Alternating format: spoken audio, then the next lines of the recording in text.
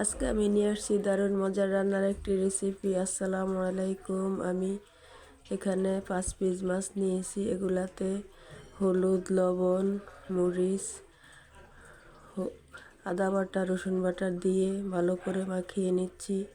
এবার আমি টমেটোগুলোকে ঝিরি করে কেটে নিয়েছি, পেঁয়াজগুলোকেও ঝিরি করে কেটে নিয়েছি, কাঁচামরিচ কেটে নিয়েছি।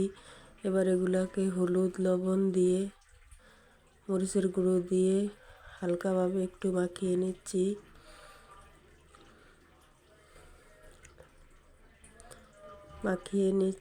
মাখাটা শেষ। এবার আমি চুলায় একটি প্যান বসিয়ে পরিমাণ মতো তেল দিয়ে, তেলটা গরম হয়ে আসছে। এবার দিয়ে দিচ্ছি মেখে রাখা টমেটোগুলো। দেওয়ার পরে আবার একটু 1 চামচ সরষের তেল দিয়ে দিয়েছি। দিয়ে এবার এগুলোকে একটু ভালো করে কষিয়ে নিচ্ছি। নেওয়ার পরে একটি ঢাকনা দিয়ে দিচ্ছি। এবার ঢাকনাটি সরিয়ে আবার একটু নাড়াচাড়া দিয়ে দিচ্ছি। টমেটোগুলো কিন্তু গলে আসছে। এবার দিয়ে দিচ্ছি রসুন বাটা, হালকা পরিমাণে একটু আদা বাটা, যাতে মাছের গায়ে গন্ধটা না লেগে থাকে, এই জন্য আদা রসুন বাটাটা দিয়ে দিচ্ছি। এবারে আমি এগুলাকে ভালো করে চুলায় কষিয়ে নিচ্ছি। আবার একটু ঢাকনা দিয়ে দিচ্ছি। টমেটোগুলো কিন্তু কষানো প্রায় শেষ, একবারে গলে গেছে টমেটোগুলো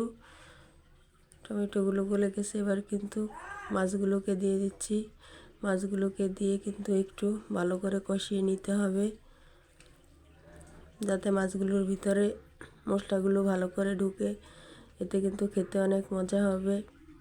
এটা হলো আই মাছ কিন্তু এভাবে রান্না করলে খেতে কিন্তু অনেক মজা হয়, কোনো গন্ধ থাকে না।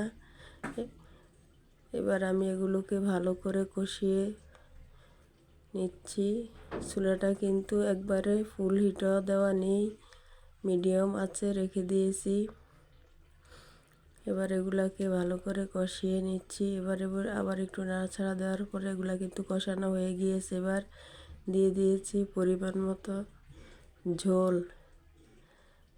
মতো ঝোলটা দিয়ে একটু নাড়াচাড়া দিয়ে দিচ্ছি। পরিমাণ মতো জল দিয়ে নাড়াচাড়া দিয়ে এবার আবার একটু ঢাকনা দিয়ে দিচ্ছি, যেন ভালো করে কষানো হয়ে যায়।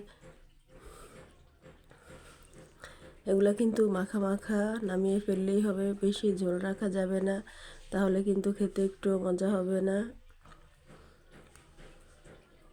ওগুলো কিন্তু মাখা হয়ে গেছে আমার রান্নাটা। এবার আমি দিয়ে দিচ্ছি ধনেপাতাটা কিন্তু সবুজ থাকতেই নামিয়ে ফেলতে হবে। ধনেপাতাটা কিন্তু দিয়ে বেশিক্ষণ চুলায় রাখা যাবে না, তাহলে কিন্তু ধনেপাতার ঘ্রাণটা নষ্ট হয়ে যাবে। আমার রান্নাটি সম্পূর্ণ ডান। সবাই ভালো থাকবেন, সুস্থ থাকবেন। আল্লাহ হাফেজ।